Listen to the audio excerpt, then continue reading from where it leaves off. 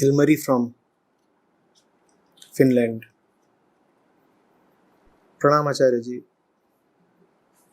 There has been a lot of talk on veganism in the MAC group lately. I've also watched many of your videos relating to this topic. I would like to know your take on teaching veganism to children. I know that veganism has to be a thing of the heart, and that just forcing dry ideology isn't good for anyone. As a vegan parent, I'm not concerned about my ability to show compassion, but rather about the choices I sometimes have to make for the sake of my daughter's physical well-being. She's very choosy towards vegan protein sources, and that's why we sometimes have to buy dairy products for her. Every time I have to do that, I feel bad. So there is this conflict between my responsibility to provide her with nutritionally balanced diet and with my heartfelt refusal to take part in the exploitation of other living beings. I wonder if there is any right or wrong in this. Thank you for your guidance, Ilmari.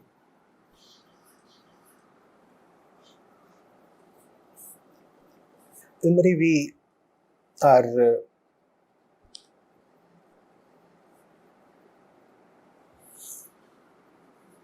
neither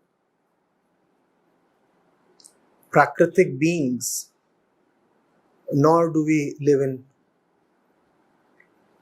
truth fully. If you look at birds and animals in the jungle, they live totally by prakriti.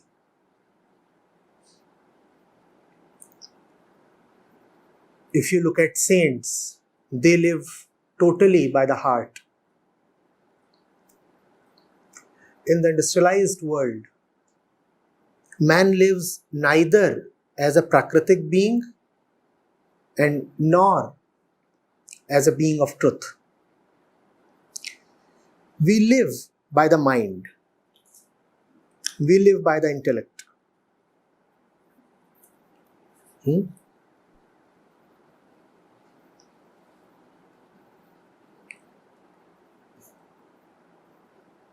The intellect has created all these problems that we are facing. Veganism is a response to the problems created by intellect.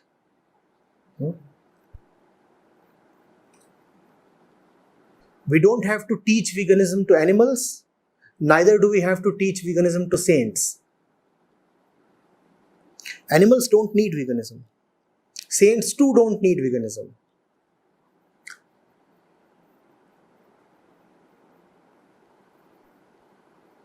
Man in this modern, postmodern world needs veganism. The man who is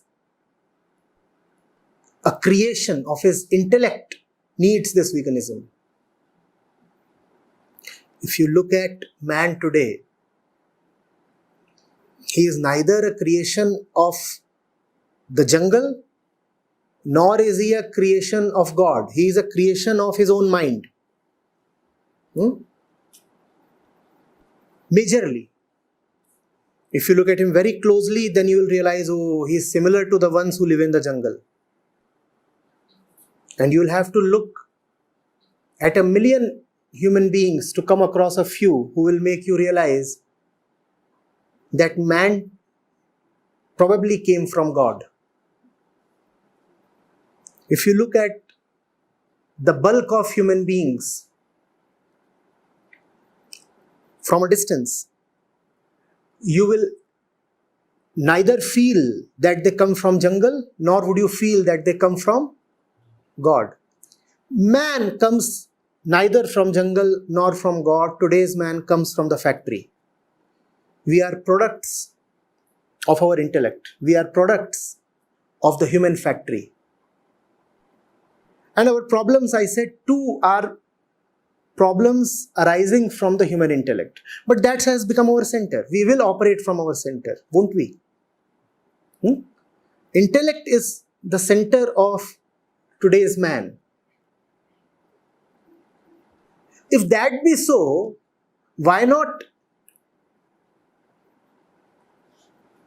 use the same intellect in a godly way?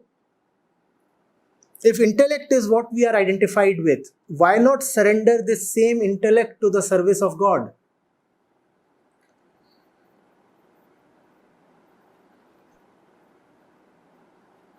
Why not, for example, use the intellect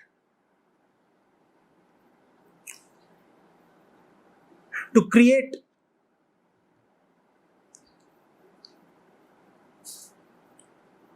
sources of vitamin B12 and proteins and many other vitamins and minerals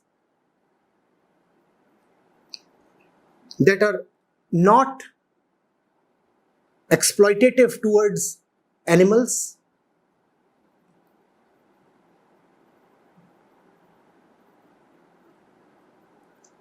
If you say that you must provide your daughter with a protein-rich diet, why does the protein have to come from dairy? When everything in your life is anyway factory produced, why not use factory produced protein as well? People say, oh, but that would be unnatural.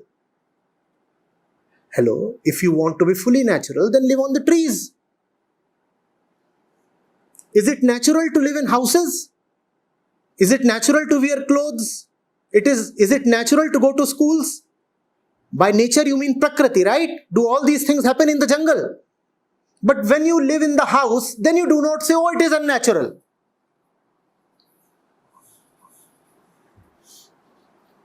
When you live in the house, do you say it is unnatural, I will not do it? Now, man has come out of the jungle. He is anyway no more Prakritik. His center is not Prakriti, neither is his center Atma. His center is Buddhi. It's a very strange situation that man is in. What is the center of an animal? What is the center of the saint? What is the center of today's man? So use this same Buddhi in the service of truth. You live in an industrialized, heavily industrialized Western country, Ilmari. How is it not possible to have artificial sources of vitamin C, D, A, B, B12? How is it not possible to manufacture proteins just as you manufacture everything else? Why is it necessary that the protein molecule must come from an animal's body? Why is it necessary? On one hand, we pride ourselves in factory producing everything.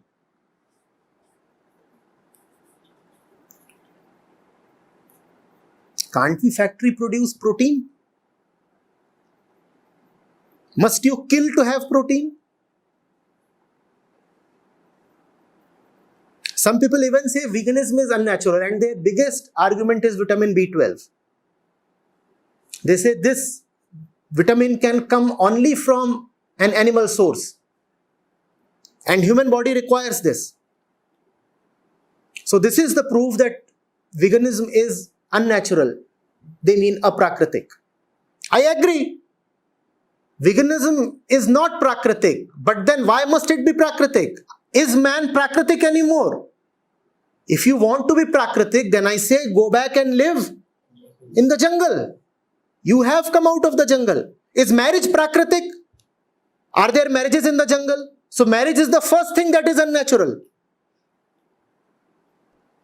Is language prakritik? Are there languages in the jungle? Are there clothes in the jungle? Are there countries in the jungle? Are there constitutions in the jungle? Are there vehicles in the jungle? But then to all these things you do not say, oh, these are unnatural. To all these things you are happily amenable. But the moment it is discovered that vitamin B12 cannot be found except in an animal source, you rejoice and say, you see, now veganism is ticked off because it is proven that veganism is unnatural. Yes, of course, veganism is unnatural. And just as you choose so many things that are unnatural, choose veganism as well.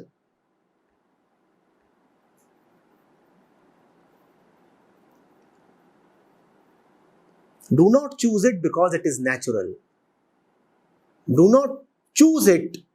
Choose it because it is coming from compassion. Do not choose it because of Prakriti. Choose it because of Karuna. And these are two very, very different arguments. There are the naturalists who say that you should choose what is there in Prakriti. I strongly deny that. I am not a naturalist. I do not say that you should live as Prakriti lives. In Prakriti, all creatures, or rather most creatures except the nocturnal ones, sleep at night. I conduct my sessions after midnight. Am I Prakritic? Am I? So I am not at all a supporter of Prakriti. In fact, all spirituality is about transcending Prakriti. So I am not a naturalist. I stand for transcendence of physical nature, which you call as Prakriti. But in transcending Prakriti, I do not want to stop at buddhi or intellect. In transcending Prakriti, I want to reach the Atma or truth where compassion resides. Get the difference, please. Usually people think that spirituality and naturalism go together. They think, if you are a spiritual man, then you would love fruits and all kinds of animal products. And these two often are seen together. The moment a person picks up some spiritual text, he also starts eating more raw food. It is often a combination.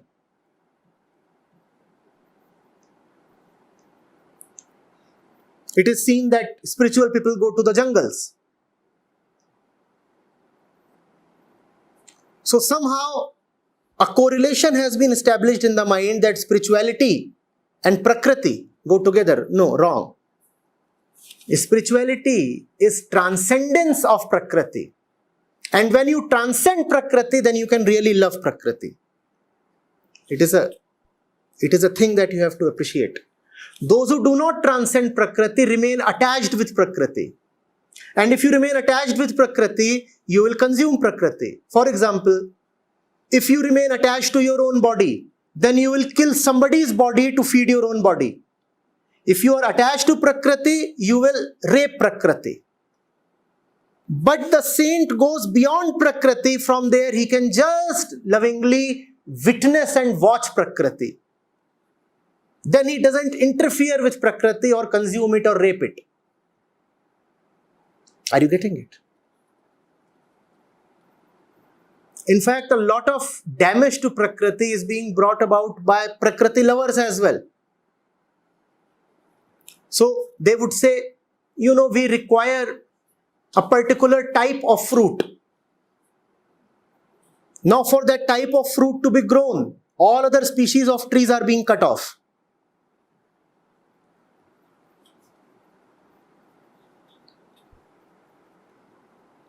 If you are standing at the intellect ilmari as you are, use the intellect.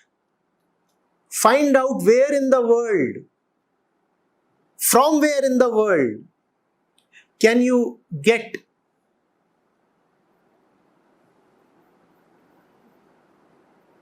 all nutrients that are not animal sourced. Let industries come up. If it is required that artificial meat be made in order to satisfy people who necessarily want to have meat, I am all in favor of more technological research to produce more artificial meat that closely resembles animal meat. This is compassion, because this is going to save billions of animals every day. Let technological prowess be used to produce artificial meat, because the fellow is now addicted to meat. He will eat meat, and if you will not give him artificial meat, he will slaughter the animal. So use intellect, use research, use technology. What is all your scientific knowledge for? You can't even produce a protein molecule in the factory. And then we sing so much about man's scientific advancements. Are you getting it? Man cannot go back to the jungle. So even if you want to protect the jungle now, intellect is the answer. Man can neither go back to the jungle, nor can man give up the intellect. But the jungle has to be protected. So the intellect is the answer. Use the mind. Use the mind in service to the truth. If intellect is what you have, devote the intellect to the service of the truth. To the service of compassion.